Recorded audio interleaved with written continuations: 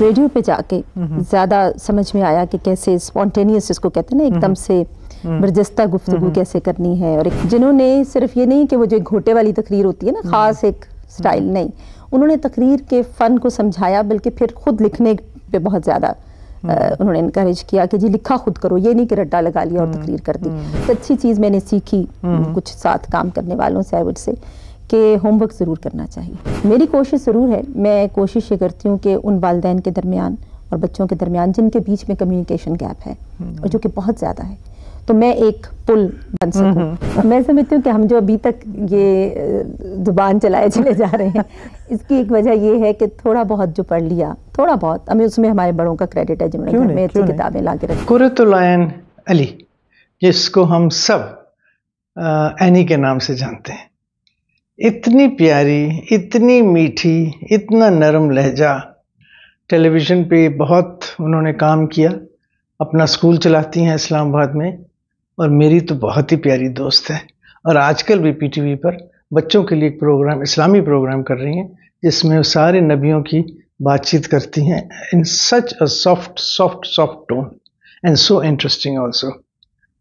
We are coming Annie, we are coming to meet you. Annie compering جسے ہم کہتے ہیں، حاضر جوابی جسے ہم کہتے ہیں، یہ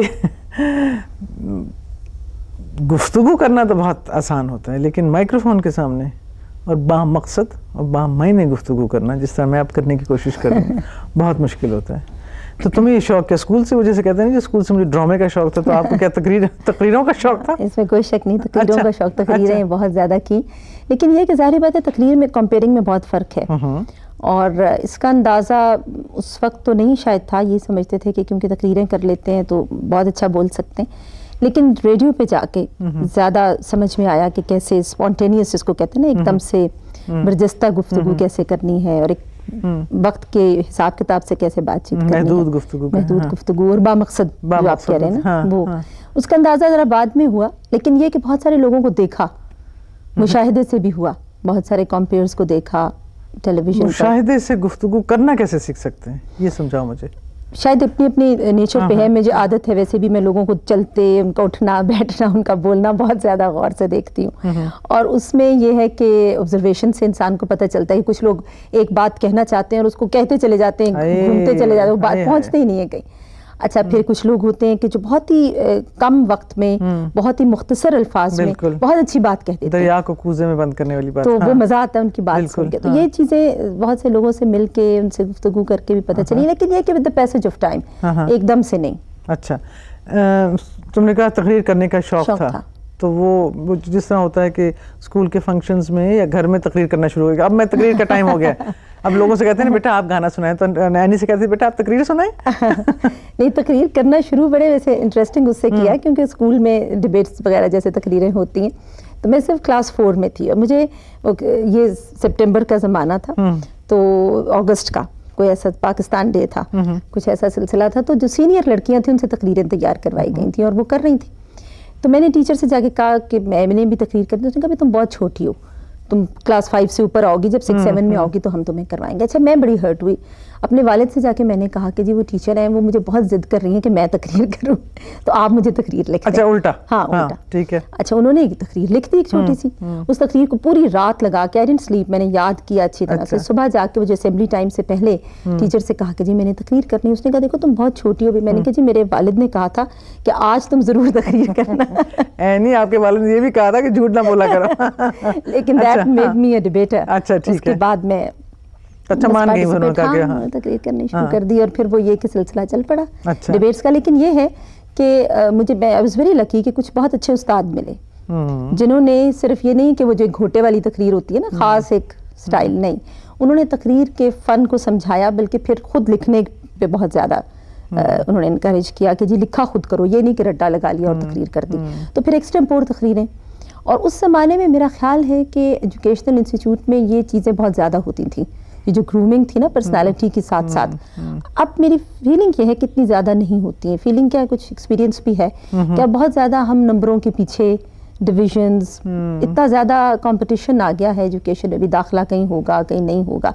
ہم لوگوں پہ یہ پریشرز نہیں تھے. اور اس وجہ سے ہماری پرسنالٹی گرومنگ بھی ٹیچرز بہت زیادہ اچھی طرح کرتے تھے. اور کچھ شاعری کرو, مشاعرے میں حصہ لو, میگزین کے لیے لکھو, ڈرامہ لکھو. ہم نے بہت سے اچھے افسانوں کو ڈراموں میں لکھا خود اپنی ایجوکیشن لائف میں, اور پھر ڈرامے اسٹیج کیے, پروڈیوس کرو. ہال میں ہی پڑے رہتے تھے کالج کے زمانے میں. بالکل. تو یہ تھا کہ یہ پریشرز نہیں تھے کہ جی اب اتنے نمبر نہ آئے تو پتہ نہیں کیا ہوگا. نمبر لیکن اور بھی نمبر بھی آ جاتے اور تھوڑے سے کم بھی ہو جاتے تو کوئی اتنا مسئلہ. لیکن آپ کی بات صحیح ہے کہ میں اس وقت مقابلہ بھی زیادہ ہو گیا ہے, شاید طالب علم زیادہ ہو گئے ہیں, اور اسی حوالے سے پھر معیار بھی ان کو اونچا کرنا پڑتا ہے, شاید مسئلے ہو جاتے ہیں. لیکن ان چیزوں سے فرق بہت پڑتا ہے. ٹیلی ویژن سے رابطہ پھر کیسے ہوا؟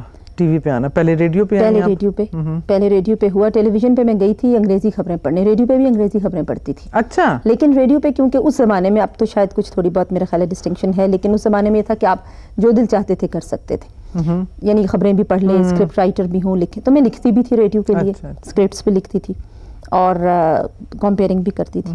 اسی عرصے میں ٹیلی ویژن پہ خبروں پڑھنے کے لیے مجھے وہیں سے کسی نے کہا, میں چلی گئی, آڈیشن دیا. انہوں نے کہا جی ابھی ایک بلیٹن ہوتا ہے, ہمارے پاس جگہ نہیں ہے, ابھی تو ہو نہیں سکتا. اب دیکھیں گھنٹے گھنٹے کے بعد ہوتا ہے. اس وقت ایک بلیٹن ہی تھا, شائستہ تھیں, ترنم پڑھتی تھیں اور لوگ تھے. لیکن یہ ہے کہ ان دا مین ٹائم جو پروڈیوسر جس کے ساتھ میں ریڈیو پہ کام کر رہی تھی, اس کے ہسبینڈ جو بعد میں اس کے ہسبینڈ بن گئے, اس کے فیانسے تھے, وہ وہاں پہ موجود تھے. اور انہوں نے کہا کہ بھئی ایک ہماری پروڈیوسر ہیں, وہ ڈھونڈ رہی ہیں ایک ایسی لڑکی کو جو لکھنے کی بھی جس میں ایبلٹی ہو, تو وہ کالم وغیرہ, اور صبح کی نشریات نئی شروع ہوئی. تو اس میں نے وہ پروگرام ایک 15 منٹس پروگرام پہلے شروع کیا, یا 5 منٹس 10 منٹس 15 منٹس تھا. تو اس میں یہ تھا کہ جو معروف کالم نگار تھے ان کے کالم کو اس طریقے سے پڑھنا تھا کہ وہ ذرا دلچسپ لگے. تو 2-3 میں نے پڑھے, تو دن خالد محمود زیدی نے مجھے کہا کہ آپ کمپیئرنگ کر لیں, اور پھر آپ نے وہ کرنی شروع کر دی. لیکن یہ کہ اس میں ٹائم لگا, میں نے اس میں بھی تھوڑا وقت لگایا, ان دا سینس کہ 1-2 مہینے میں جا کے ریہرسلز کرتی رہی. اچھا, کیونکہ ایک دم سے میں آن ایئر نہیں گئی تھی. اور اس کے بعد پھر تو خاندان کی طرف سے تو میرے خیال میں کوئی اس قسم کی پابندی آپ پہ نہیں تھی کہ آپ بلکہ بہت انکریجمنٹ تھی. ظاہر ہے کہ آپ آئیں, اور کوئی ایسی بات نہیں. یہ بتاؤ کہ ریڈیو اور ٹیلی ویژن دونوں مختلف میڈیم ہیں, فرق تمہارے لیے دونوں میں سے؟ کچھ کہتے ہیں کہ ٹیلی ویژن مشکل ہے کیونکہ آواز بھی ہے, چہرہ بھی ہے. کچھ کہتے ہیں ریڈیو بہت مشکل ہے کیونکہ آپ نے ہر چیز اپنی آواز سے کرنی ہے. آپ بتائیے. نہیں, مشکل تو نہیں, لیکن یہ ہے کہ ٹیلی ویژن مجھے تھوڑا زیادہ ڈیمانڈنگ لگتا ہے, اس لیے کہ مطلب یہ کہ ٹیلی ویژن ریڈیو پہ میرا منہ نہ بھی دھلا ہوا ہو تو میں جا کے بول لیتی ہوں, بالوں میں تیل لگا ہوا کچھ بھی ہو. اور ٹیلی ویژن کے لوازمات ہیں, اپنے نخرے ہیں, اور وہ end which matters, visual media ہے, لوگوں نے دیکھنا ہے. اب آپ کی طبیعت ٹھیک نہیں ہے, یا آپ رات کو ٹھیک سوئی نہیں ہے, اب کسی لڑکے آئے ہیں تو لوگوں کو پتہ چل جائے گا. لیکن ریڈیو پہ یہ ہے کہ آپ اپنی آواز سے سب کچھ چھپا سکتے ہیں, آپ کی جو فیلنگز ہو. تو مجھے ٹیلی ویژن زیادہ چیلنجنگ لگتا ہے. اب تم لائیو بہت زیادہ کرتی ہو, ریکارڈنگز تو خیر ہوتی ہیں لیکن لائیو بہت زیادہ کرتی ہو. لائیو پروگرامز کرنے میں ظاہر ہے ان کا اپنے ایک امتحان ہوتا ہے, اور ہر پرفارمنس امتحان ہے. بالکل. زیادہ پسند لائیو کرتی ہو یا زیادہ پسند ریکارڈنگ کرتی ہو؟ لائیو پسند زیادہ کرتی ہوں, اس میں کوئی شک نہیں کہ وہ زیادہ اس میں امتحان والی بات ہے. لیکن شاید اس لیے کہ شروع لائیو سے کیا ہے, مارننگ ٹرانسمیشن لائیو ہوتی تھی, تو وہ کرنے کی عادت پڑ گئی ہے. اور اس میں اچھی بات سب سے جو یہ لگتی ہے کہ وقت جو ہے وہ بڑا, جتنے دیر کے لیے آپ جائیں آپ نے کیا اور آپ واپس آ گئے. ریکارڈنگز میں ہمارے یہاں تھوڑا سا ٹائم لگتا ہے, وہ مجھے ذاتی طور پہ, کیونکہ مجھے یہ ہوتا ہے کہ جا کے کام کیا اور آ گئے, تو لائیو اس لیے پسند ہے زیادہ. لیکن اس کے لیے کام, ہوم ورک, تیاری ڈیفینیٹلی وہ ضرور ہے, بالکل کرتی ہوں, ابھی تک کرتی ہوں. بہت لوگ سمجھتے ہیں کہ شاید وقت کے ساتھ نہیں کرتا, لیکن یہ ایک اچھی چیز میں نے سیکھی کچھ ساتھ کام کرنے والوں سے, آئی وڈ سے, کہ ہوم ورک ضرور کرنا چاہیے. کیونکہ آپ چاہے کتنا بھی آپ میں اعتماد کیوں نہ ہو, کتنے بھی سال آپ کے پیچھے کیوں نہ ہوں, لیکن جب آپ ہوم ورک کر کے نہیں جاتے ہیں تو پکڑے جاتے ہیں. اور پھر ایک inner satisfaction, you are lost, آپ بیٹھے ہیں بول تو رہے ہیں لیکن ایک لاسٹ فیلنگ ہوتی ہے, پتہ نہیں چل رہا کہ آپ کیا کر رہے ہیں. غلطیاں لائیو میں 100% گنجائش ہوتی. ہوئی ہے کبھی غلطی ایسی ہوئی ہے اینی سے کہ اینی کا دماغ اس وقت بالکل ایک سیکنڈ کے لیے معاف ہو گیا, اب میں نے کیا ہو جاتا ہوں, آئی ڈونٹ نو, بتائیں. اچھا, ایک دفعہ یہ مارننگ ٹرانسمیشن کیونکہ وہی بہت عرصہ کی اور لائیو زیادہ عرصہ کی, تو یہ جو بچوں کے لیے ہم کارٹون وغیرہ لگاتے تھے, اس میں یہ ہوتا ہے کہ غلطی ضروری نہیں ہوتی کہ آپ سے ہی ہو رہی ہو, لیکن اٹس اے ٹیم. بالکل. اچھا, اب آپ فیس تو آپ کر رہے ہیں, تو یہی ایک کمپیئر کی جو جس کو کہنا چاہیے نا آزمائش ہوتی ہے کہ کہیں پہ بھی کوئی مسٹیک ہوا, پیچھے کہیں انجینئرنگ فالٹ ہے, کیمرہ یا بجلی چلی گئی, کچھ ہوا, کور آپ نے کرنا ہے کیونکہ کیمرہ تو آپ پہ آن ہونا ہے. وہاں پہ آپ یہ نہیں کہہ سکتے کہ جی غلطی میری نہیں تھی. تو اس میں 1-2 دفعہ ہوا, انفیکٹ ایک دفعہ تو یہ ہوا کہ کارٹون کی اناؤنسمنٹ کی تو وہ کارٹون جو ہے وہ پتہ نہیں کس وجہ سے بیکورڈ چلنے لگا. اچھا دور دور تک نشان نہ ہونا والی بات بھی, لیکن وہ بیکورڈ چلنا شروع ہو گیا, وہ پھر ٹیپ کٹی, رکی, واپس آیا گیا, اینڈ کیمرہ جو ہے بغیر انفارمیشن کے میرے اوپر کٹ ہو گیا. تو وہ یہ کہ میں منہ پہ ہاتھ رکھ کے بیٹھی ہوئی تھی اور میں کہتی ہاں ہے یہ کیا, مطلب اس طرح کی چیز وچ وینٹ آن ایئر, لیکن میں بڑی امبیرس ہوئی کہ بھئی میں الرٹ نہیں تھی. اور اسی طرح کے 1-2 اور واقعات وہ ہماری ایک ساتھی کمپیئر ہیں, نیوز کاسٹر ہیں, ان کے ساتھ ہوا کہ ان کی وہ کرسی کا بڑا مشہور واقعہ ہے, عشرت فاطمہ کی کرسی مڑ گئی تھی آن ایئر خبریں پڑھتے ہوئے, تو وہ بھی اگین مجھ پہ کٹ ہوا. تو لیکن یہ کہ مجھے ہنسی بہت آ رہی تھی کیونکہ وہ گری تھی, مجھے انسان کی انہیں نہ پتہ چل جائے. تو اینی ویز اس طرح کی چیزیں ہوئی, لیکن میرے سے یہ میں ضرور کہوں گی کہ مجھ سے کوئی بہت جس کو کہنا چاہیے نا کہ فاش غلطی, بلنڈرس, وہ نہیں ہوئی لائف. تم اب اس وقت تعلیم سے وابستہ ہو, اپنے اسکول پہلے بھی پڑھا رہی تھیں, اب اپنے اسکول سے, یہ خیال تمہیں کیسے ہے, دونوں میں کچھ نہیں؟ بلکہ میں جب ٹیلی ویژن پہ آئی تو میں نے اس وقت بھی ٹیچنگ شروع کر دی ہوئی تھی. میں نے جب اپنا ماسٹرز کیا انٹرنیشنل ریلیشنز میں قائد اعظم یونیورسٹی سے, اس کے بعد میں نے فوری طور پر جو کام شروع کیا تھا وہ یونیسیف کے ساتھ تھا. خواتین کے کچھ پروجیکٹس تھے جن کے بارے میں کیا, خواتین اور بچوں کے بہبود کے لیے. لیکن اس کو کرتے کرتے میں ٹریولنگ بہت تھی اس میں, گلگت وغیرہ جاتی, میری امی بڑی اداس ہو جاتی تھیں, وہ کہتی تھیں کہ نہیں ایسا کام نہیں کرنا, تم جاتی ہو 10 دن کے لیے بیٹھ جاتی. تو یہاں پہ ایک اسکول کا ایڈورٹیزمنٹ آیا تو انہوں نے مجھے کہا کہ جی مجھے ٹیچنگ بہت اچھی لگتی ہے. خیر میں آئی آلویز لائک اٹ, لیکن یہ میں نے یہ نہیں سوچا تھا کہ میرا کریئر بن جائے گا, تو میں ٹیچنگ میں چلی گئی. لیکن اسی زمانے میں ساتھ ہی ساتھ میں نے ٹیچنگ یہ لیا تھا کہ چلو کچھ عرصہ کر لیتے ہیں, مطلب یہ نہیں کہ وہ سنجیدگی سے اتنا زیادہ نہیں, لیکن یہ کہ سم ہاؤ وہ پھر چیز جو ہے وہ میرے لیے, مجھے جب لوگوں نے کہنے شروع کیا کہ تم بہت اچھی ٹیچر ہو, بچوں کا رسپانس, جو اسٹوڈنٹس کا رسپانس تھا خاص طور پر, اور کچھ ایسے اسٹوڈنٹس جو کہ مشکل بچے تھے, سلو چلڈرن تھے, ان کے ساتھ جب میں نے کام کیا تو مجھے مزہ آنے لگ گیا.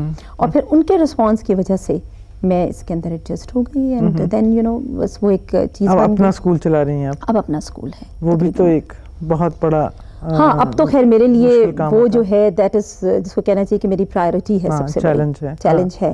اور اس کے جو سٹینڈرڈز مینٹین کرنا ہے, وہاں پہ لڑکیاں لڑکے سب کو رکھ کے, اور جو کچھ میرے اپنے آئیڈیلز ہیں نا زندگی کے خواب, وہ میرا دل چاہتا ہے کہ میں اس کی شکل میں, اپنے اسکول کی شکل میں اور ان اپنے اسٹوڈنٹس کی شکل میں ان کو پورا کروں. بہت سی چیزیں جو انسان سوچتا ہے کہ جی ایسا انوائرمنٹ ہونا چاہیے, بچوں کے ساتھ, ینگ لوگوں کے ساتھ جو ہم لوگوں کا رویہ خاص طور پر کبھی کبھی ہو جاتا ہے, معاشرے کا, ماں باپ کا, استادوں کا, بہت ہی سخت والا اور ترش والا, اس سے مجھے ہمیشہ اختلاف رہا. تو اب جب میں ان کے ساتھ خود ڈیل کرتی ہوں تو میری کوشش یہ ہوتی ہے کہ میں ان کی بہت اچھی دوست بنوں, وہ میرے اچھے دوست بنے, اور ایک انڈرسٹینڈنگ والا. اور جو کہ مجھے لوگوں نے کہا کہ جی بڑا مشکل کام ہے, اس میں سے تو ڈسپلن پرابلمز ہوتے ہیں, لیکن ان کو ہینڈل کیا جاتا ہے. اور میں نے محسوس کیا کہ کافی حد تک مجھے اچھا رسپانس ملا ہے بچوں سے, اور وہ زیادہ اچھے لوگ بن رہے ہیں, اور مجھے مزہ آتا ہے ان کے ساتھ ڈیل کر کے. پڑھاتی بھی خود ہو؟ کچھ پڑھاتی. یہ بتاؤ کہ ہاں جب آپ نہیں, آپ تو بہت نوجوان ہیں میرے حساب سے, لیکن ہم جب کسی اس عمر میں پہنچتے ہیں تو پیچھے جب مڑ کے دیکھتے ہیں تو ہر چیز پیچھے کی بہت اچھی لگتی ہے, آگے کچھ نظر نہیں آتا. ہم جب چھوٹے تھے تو ایسا تھا, ہم جب تو جس طرح ابھی تم نے کہا بھی ویسے کہ جب ہم اسکول میں تھے یا کالج میں تھے تو ہماری شخصیت کے اوپر اس کی تربیت زیادہ کی جاتی تھی بنسبت اتنی زیادہ کے نمبر. تو اب اگر تم دیکھو تو جو تم نے پڑھا یا جس طرح تم نے سیکھا یا جو تم نے تربیت حاصل کی, کیا اس وقت کا بچہ جو ہے اس طرح کر رہا ہے, یا تم اسی طرح سے کرنے کی کوشش کر رہی ہو؟ اس کا مطلب ہے کہ تم انہی قدروں پہ واپس جا رہی ہو تمہیں ملی تھی, تو وہ مشکل کام نہیں ہو جاتا کیونکہ اس بچے نے نکلنا تو اس معاشرے میں ہے, اور یہ معاشرہ کچھ طرح سے فرق ہے.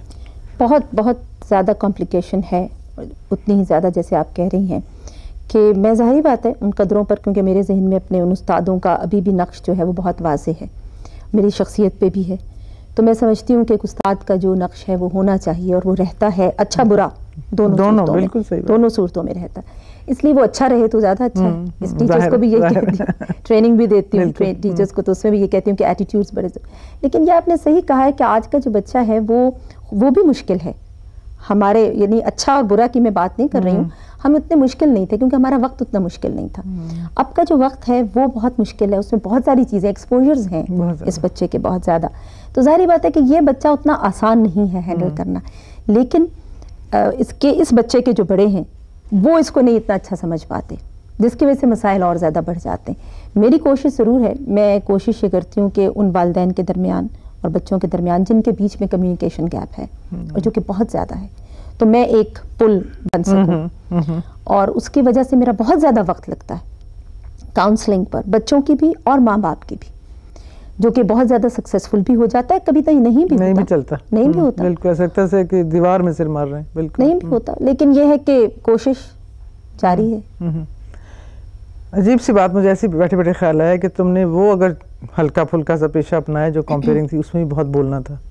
تم نے یہ جو پیشہ اپنایا ہے اس میں بھی بہت بولنا ہے. تھک نہیں جاتا آدمی؟ وہ شاید میں بولتی ہمیشہ سے بہت زیادہ, پتہ نہیں, یہ تو تمہارے خاندان سے پوچھنا پڑے گا.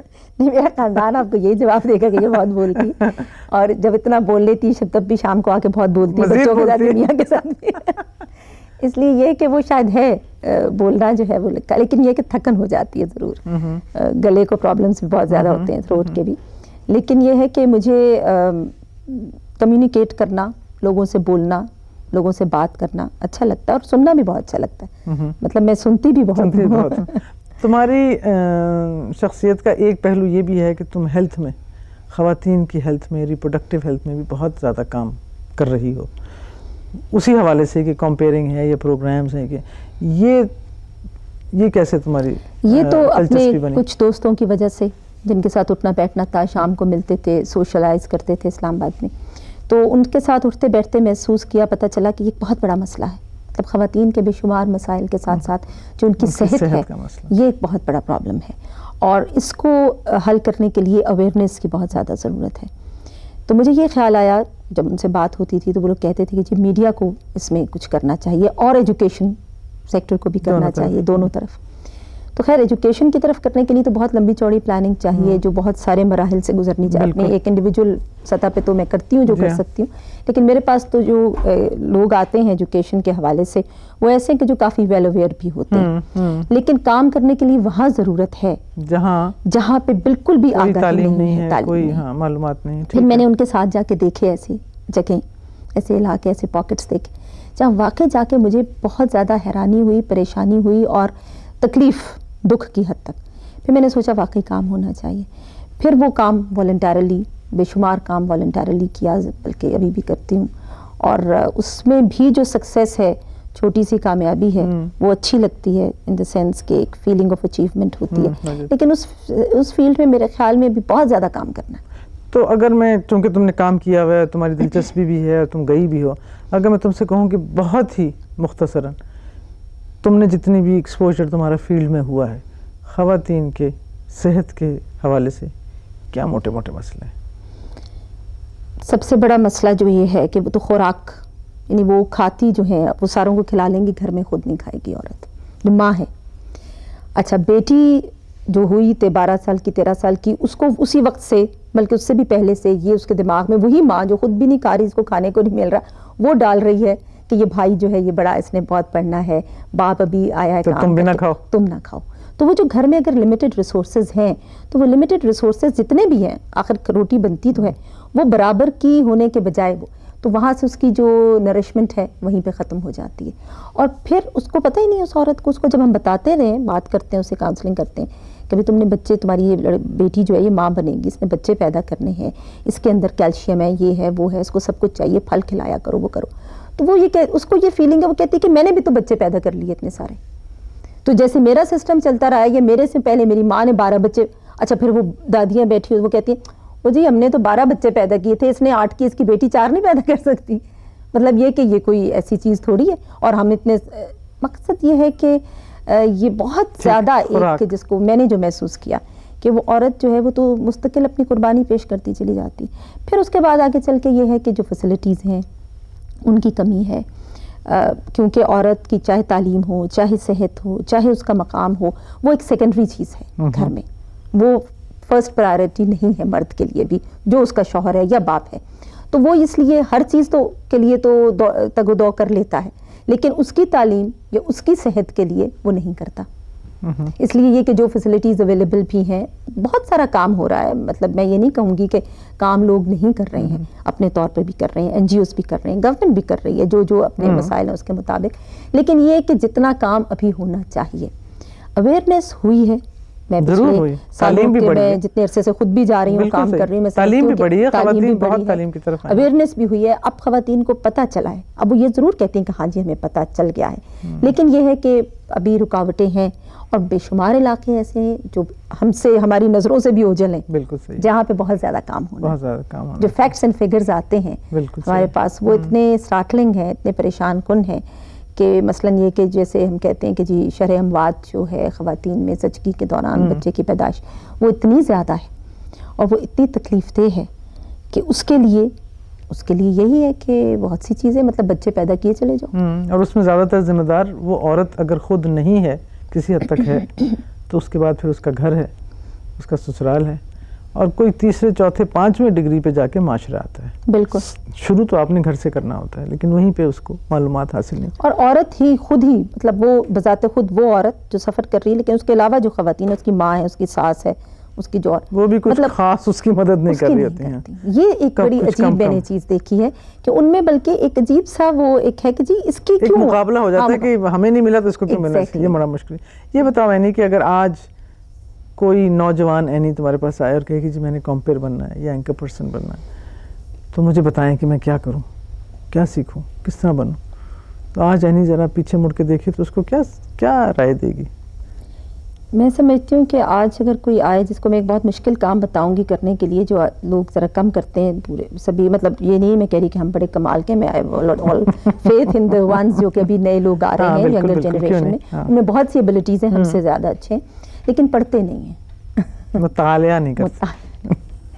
میں سمجھتی ہوں کہ ہم جو ابھی تک یہ زبان چلائے چلے جا رہے ہیں، اس کی ایک وجہ یہ ہے کہ تھوڑا بہت جو پڑھ لیا، تھوڑا بہت، ہمیں اس میں ہمارے بڑوں کا کریڈٹ ہے جنہوں نے گھر میں اچھی کتابیں لا کے رکھ دی تھی.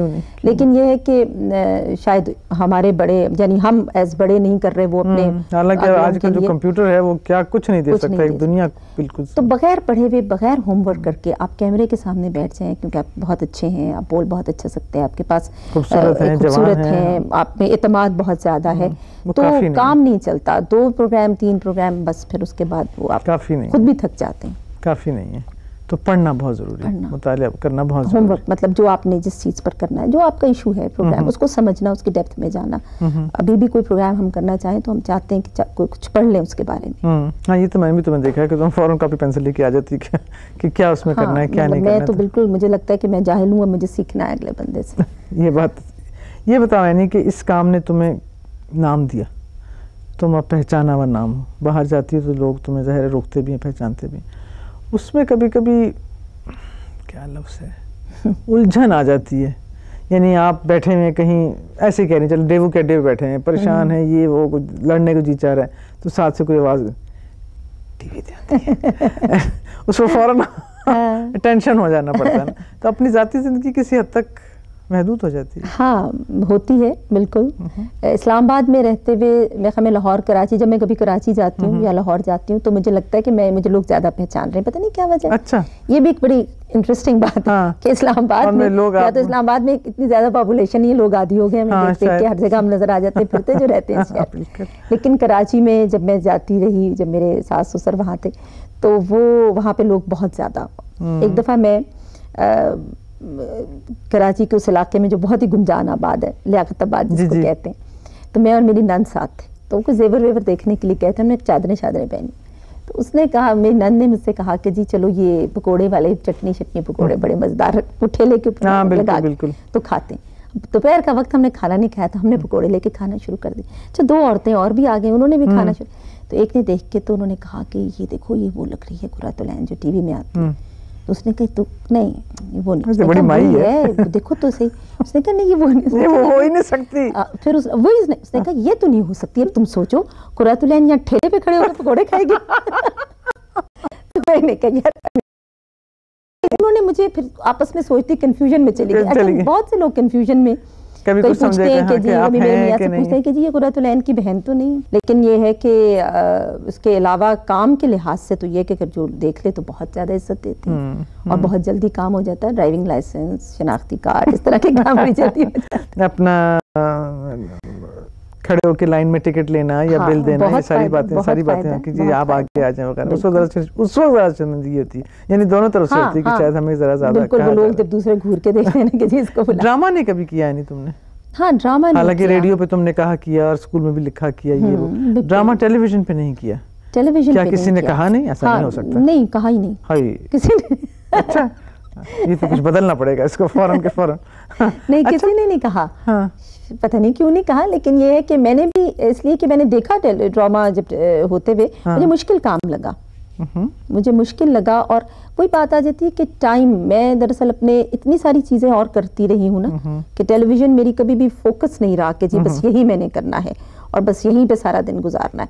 مطلب مجھے اچھا لگتا تھا ادھر ادھر جا کے والنٹیرلی کام کرنا, پڑھانا اور اس میں ٹریننگ لینی. اسی میں بہت زیادہ میں نے ٹریننگ دی ٹیچرز کو, ابھی بھی کرتی ہوں, وہ بہت اچھا لگتا ہے. تو اس لیے میرا خیال ہے کہ ڈرامے کو جب میں دیکھتی تھی تو ٹائم بہت چاہیے, وہ میں سمجھتی تھی کہ شاید اتنی لگن چاہیے. یہ ویسے ایک تھوڑی سی جو ایک جس کو کہنا چاہیے نا خرابی اپنے اندر ایک ہوتی ہے نا ضرور ہر کسی میں. میں بہت زیادہ دیر تک ایک کام نہیں کر سکتی. مطلب یہ کہ جیسے میں کچھ عرصہ کچھ پروگرامز اوپر تلے کمپیئرنگ کروں گی نا, پھر میں کہوں گی یار تھوڑا سا ٹی وی نہیں جانا, اب تھوڑا. لیکن ایک کام کنسسٹنٹلی میں نے ٹیچنگ ضرور کنسسٹنٹلی کیا, جو کہ میرا خیال نہیں تھا شروع میں کروں گی. لیکن اس کے علاوہ چیزیں جو ہیں وہ مجھے ورائٹی میں نہیں, پورے دن میں کوئی 10 قسم کے کام کروں تو میرا دن بڑا اچھا گزرتا ہے. ایک ہی چیز کرتے ہوئے مونوٹنی سے میں بڑی جلدی گھبرا جاتی ہوں. چلیں تو میں بھی یہی وجہ ہوگی. ہاں مڑ کے دیکھو اگر تو ٹیلی ویژن سے وابستگی اچھی لگی, ٹیچنگ بھی اچھی لگی, ریڈیو بھی اچھا لگا, اگر ان تینوں میں سے کسی ایک کو چھوڑنا پڑے, ایسے ہی خیال آ گیا مجھے فضول سا, ایک کو یا دو کو, یعنی ٹی وی ریڈیو آؤٹ ہے نا, ٹیچنگ ٹی وی ریڈیو تو ابھی بھی بہت کم, نہ ہونے کے برابر آلموسٹ کرتی ہوں. بہت لوگ عزت دیتے ہیں, یہ بڑی اچھی بات ہے. مطلب ریڈیو جو ہے وہاں سے بھی یہ نہیں ہے کہ میں نے لمبے عرصے کے لیے کبھی بھی نہیں چھوڑا. جب دوست ہیں, اور اب یہ کہ دوست بہت ہیں, ریڈیو میں بھی بہت ہیں, ٹی وی میں بھی بہت ہیں. اب اگر میں ریڈیو ٹی وی کرتی ہوں تو بہت سارے دوستوں کی وجہ سے بھی کرتی ہوں, اچھا لگتا ہے, مل لیتے ہیں, ان کے لیے ساتھ پروگرامز کرتے ہیں, تو اٹس نائس. لیکن یہ ہے کہ اگر وہی بات ہے کہ ایک چیز کرنی ہوگی تو وہ ٹیچنگ ہے, جو مجھے لگتا ہے کہ چھوڑنا میرے لیے مشکل ہے اگر چوائس دی جائے کبھی تو.